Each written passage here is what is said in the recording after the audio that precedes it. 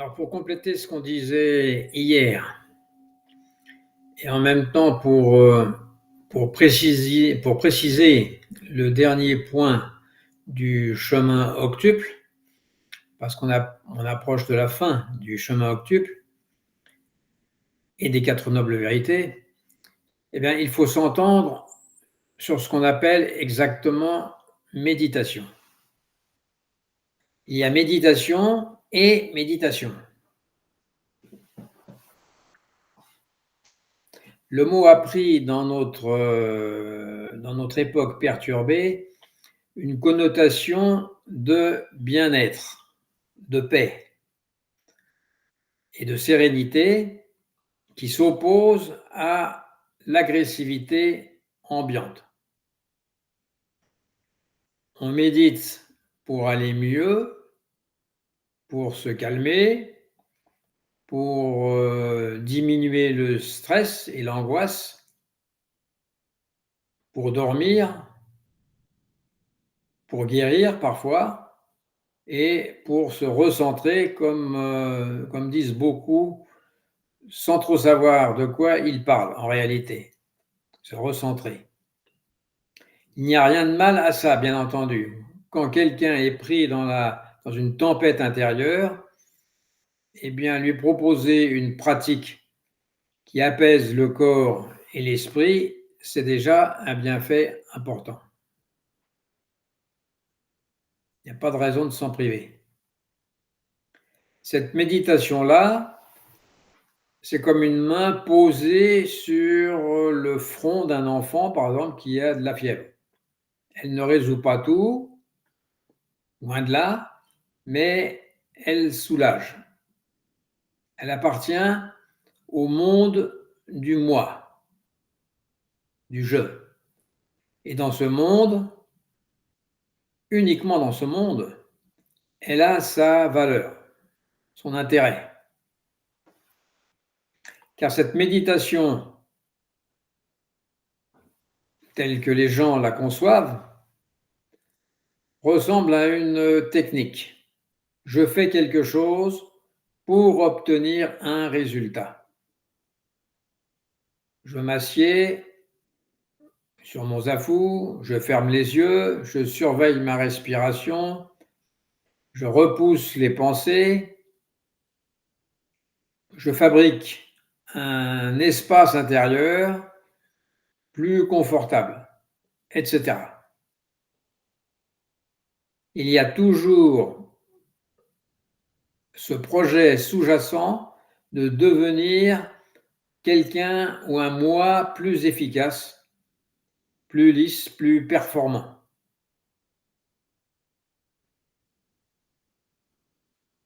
Le moi devient gestionnaire du moi. Il s'observe, il se corrige, il s'améliore. C'est une forme d'hygiène mentale, parfois utile, mais c'est encore le moi qui tient le manche, si l'on peut dire. Le moi bosse pour le moi.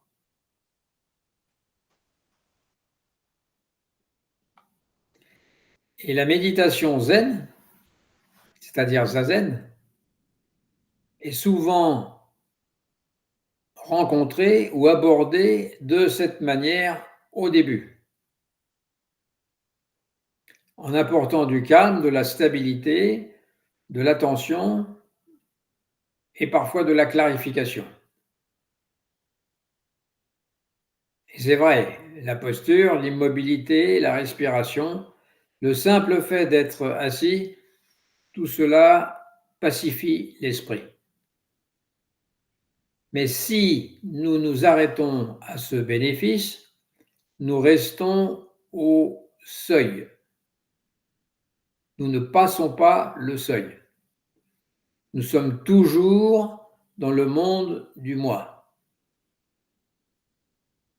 Parce que le calme aussi peut devenir un objet de convoitise. Le moi entre guillemets, mesure, compare et évalue. Il va dire, j'ai fait un bon zazen aujourd'hui. hier ce n'était pas terrible, etc. Il s'approprie même le silence. Et le silence, une fois approprié, n'est plus le silence. Il devient une sorte de décoration intérieure, une de plus. Alors qu'appelle-t-on vraie méditation? La vraie méditation, celle du Zen, celle de Deshimaru, celle aussi de Suzuki, Shunryu Suzuki, est un retournement complet. Au lieu que ce soit le je qui médite, c'est la méditation qui médite. Au lieu que je fasse zazen, c'est zazen qui fait zazen. Au lieu que je regarde mes pensées, je les regarde passer, c'est simplement le passage qui se manifeste, sans propriétaire. Et ce n'est pas qu'une formule. Quand cela arrive, on ne peut même pas dire cela m'arrive, parce que le moi qui s'attribuait l'événement n'est plus au centre. Il n'est plus, tout simplement. C'est comme si la pratique, tout à coup, se pratiquait elle-même.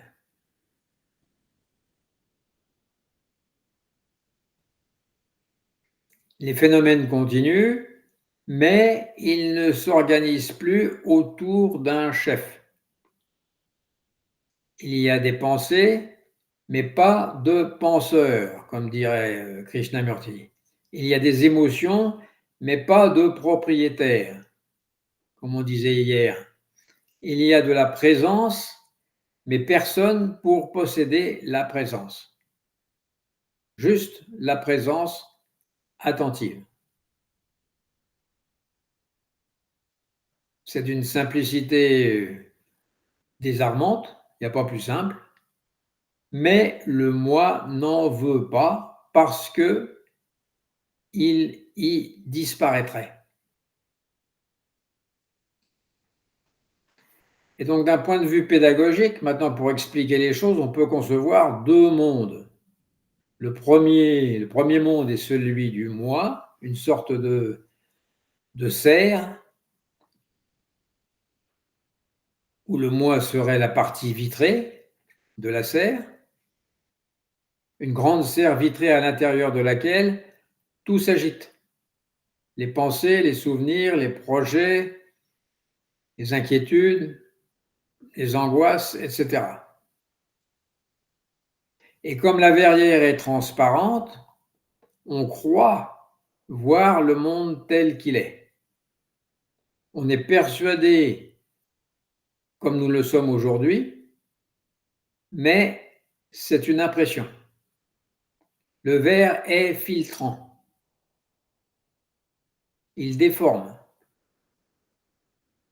Il isole. Peut-être qu'il est teinté.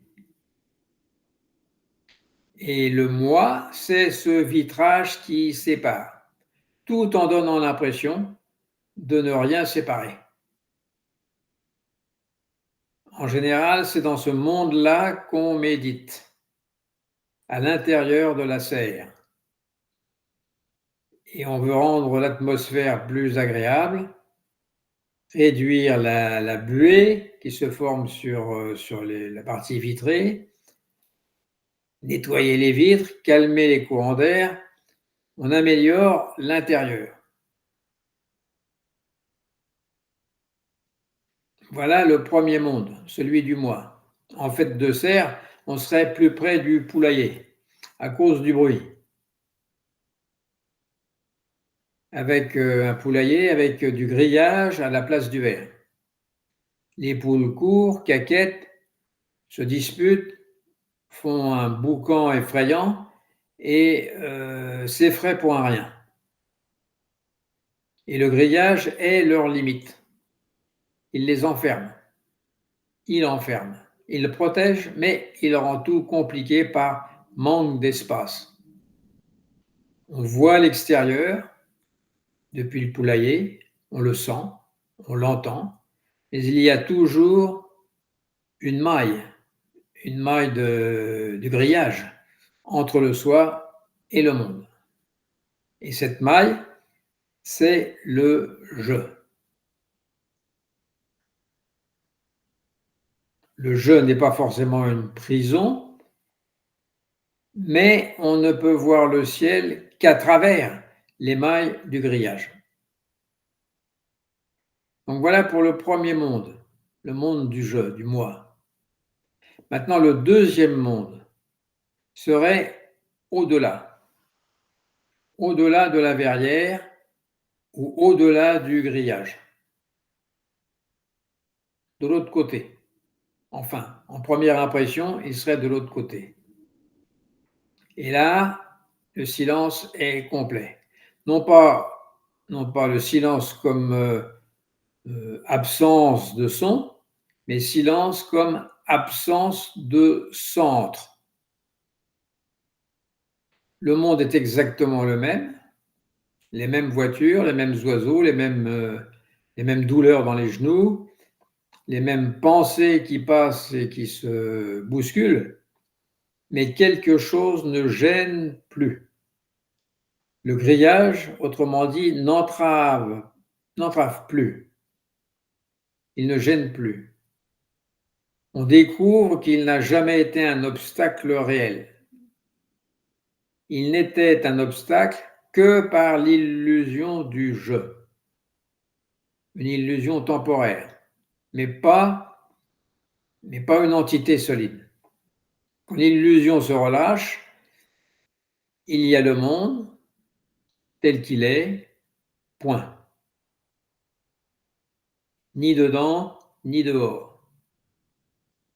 Il n'y a en réalité jamais eu deux mondes.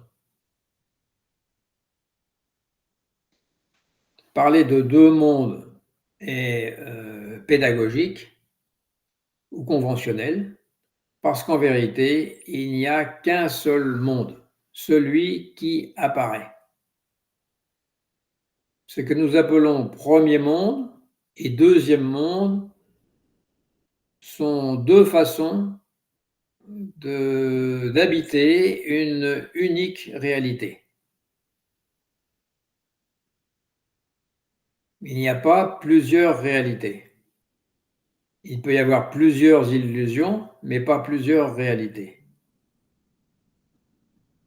Les 6 mondes ne sont pas 6 réalités. Ce sont la même réalité perçue par 6 personnes différentes. Dans la première maison, dans le premier monde, dont on a parlé, l'expérience s'est organisée autour d'un moi qui se croit indispensable. Dans le second monde, l'expérience se déploie sans ce gestionnaire central. C'est la même pluie, mais tantôt derrière la vitre, tantôt sur la peau. La pluie n'a pas changé. C'est la position du je qui a changé. Et Zazen n'est pas là pour fabriquer le deuxième monde, il est là pour révéler que le deuxième monde n'a jamais été ailleurs. Au début, incontestablement, nous pratiquons comme on apprend un art martial par exemple. Posture, attention, respiration, stabilité. Puis, peu à peu, quelque chose s'épuise. Cet effort de toujours vouloir contrôler son esprit. Et quand cet effort s'épuise, il y a un point de bascule. Il y a une bascule. Ce n'est plus moi qui fais, c'est cela se fait. Zazen fait zazen. La respiration respire, le regard voit, le son s'entend et même la pensée pense, sans qu'on ait besoin de signer sa présence au bas de la page. Alors, que faire? Eh bien, rien de spécial. Continuer. S'asseoir. Ajuster la posture et laisser venir le calme quand il vient. Et laisser venir l'agitation quand elle vient. Ne pas faire de la sérénité un trophée, ni de la dispersion de l'esprit un péché.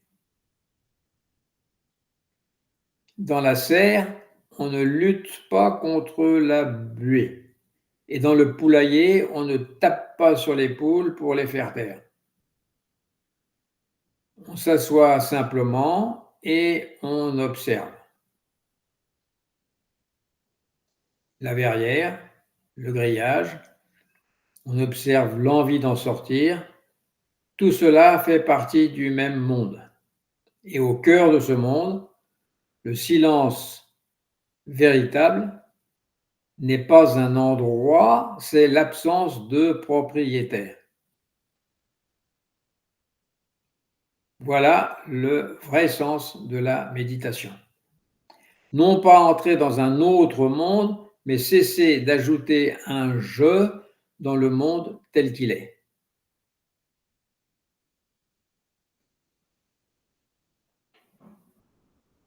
Quand le je cesse d'être un grillage, le poulailler devient le ciel. Non pas parce qu'on a détruit quelque chose, mais parce qu'on a arrêté de croire à l'obstacle.